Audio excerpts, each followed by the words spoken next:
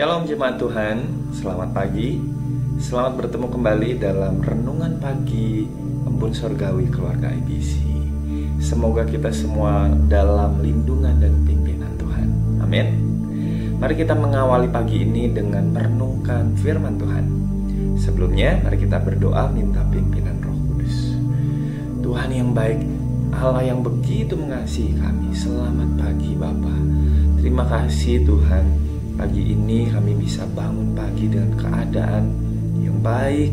Kami mensyukuri semua hal yang baik dalam hidup kami datangnya daripada Tuhan. Dan kami mau menerima renungan pagi hari ini yang kiranya akan menuntun langkah kaki kami untuk semakin mengenal kasih Tuhan dalam hidup kami.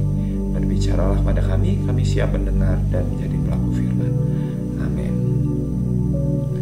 Renungan pagi ini berjudul Belajar Mengampuni. Nats firman Tuhan pagi ini diambil dari Matius 6 ayat 12 yang mengatakan, "Dan ampunilah kami akan kesalahan kami seperti kami juga mengampuni orang yang bersalah kepada kami." Saudara, mengampuni bagi banyak orang bukanlah suatu perkara yang mudah. Ketika kita disakiti, dikecewakan, difitnah, dan sebagainya, seringkali bagi kita melepaskan pengampunan terasa begitu berat. Betul? Yap, ini pun salah satu pergumulan pribadi saya, saudara.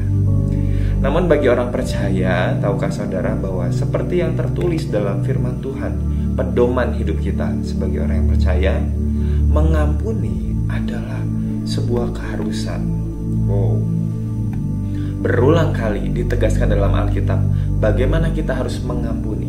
Bahkan dikatakan dalam Matius 18 ayat 22, Yesus mengatakan bahwa kita harus mengampuni sampai 70 kali 7 kali. Yang artinya tak henti-hentinya kita harus mengampuni. Saudara, tahukah Anda bahwa kenapa kita harus terus-menerus belajar untuk mengampuni? Yang pertama, kenapa kita mengampuni?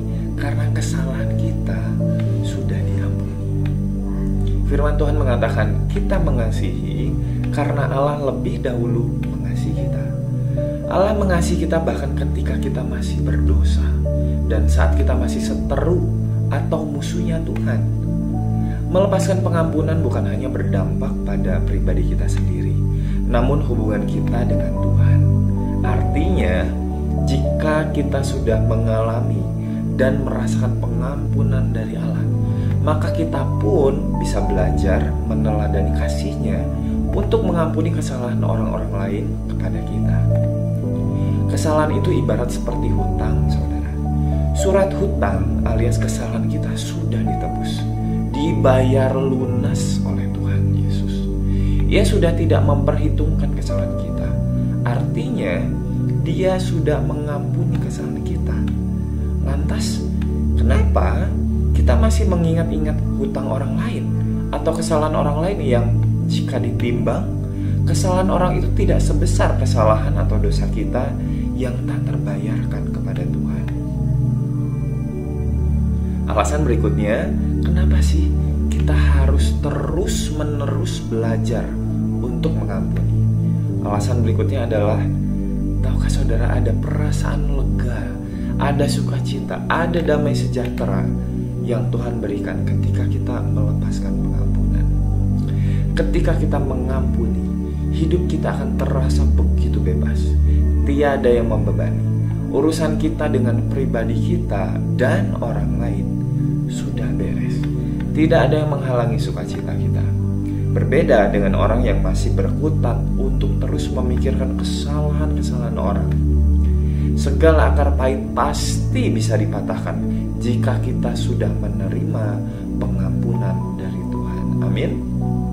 Saudara, tahukah Anda, menyimpan kesalahan orang lain, dendam, dengki, itu sama halnya kita sedang menyimpan sampah di dalam diri kita. Sampah itu kotor, sampah itu sumber penyakit. Jadi sebaiknya dibuang, bukan disimpan. Yuk, mari kita buang segala sampah kesalahan orang lain yang disimpan di dalam hati. Jangan biarkan sampah itu membusuk dalam hati kita. Buang. Yuk, mari kita buang. Mari kita terus belajar berjuang untuk mengampuni. Ya, lepaskan pengampunan dan rasakan adanya kelegaan. Tuhan Yesus memberkati kita senantiasa.